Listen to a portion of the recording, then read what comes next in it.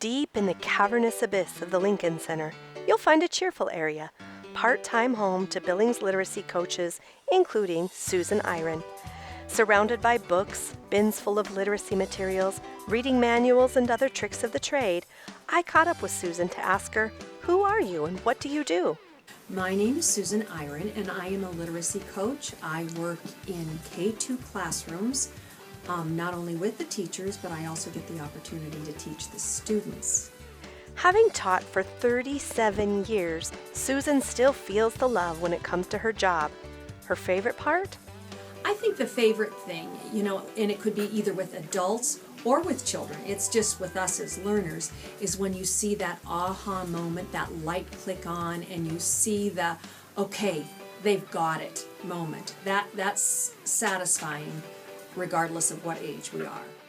Billings Public Schools literacy coaches have been around since the good old days of reading recovery, which is further back than many in the district have experienced. After reading recovery and the interventions in the primary classrooms and kind of us latching on to that, I show you we do it together, independent practice theory, that it was good for kids. We were assessing students and finding out where they were, firming up again and moving forward, next steps. And at the time, Gail Serwell was our curriculum director.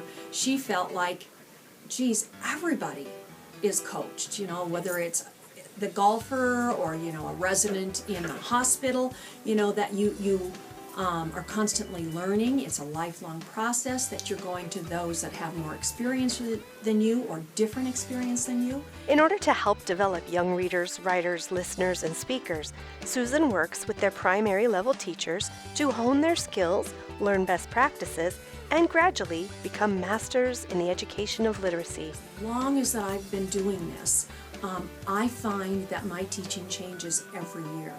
Hopefully I'm better every year, and things become more clear to me. I think one of my goals is, when you're a teacher that you have to understand things a little bit better if you're going to teach it. Well, I think that constantly is happening to me. I'm constantly looking for a leaner, cleaner way to get people to that next step, and they don't have to fumble around so much. And there are many, many ways. That's the challenge, to get to that next step. That's what's so trying and yet so exciting about teaching. In her long career, Susan has seen it all, from whole language to phonics and everything in between.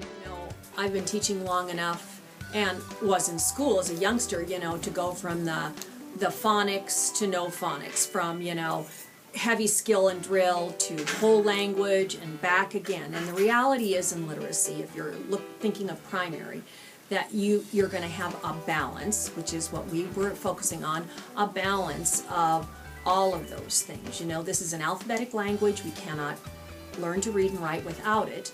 And yet there is that other holistic comprehension piece. Susan's bird's eye view of the district has given her an opportunity to see how technology has helped take student and teacher learning to the next level.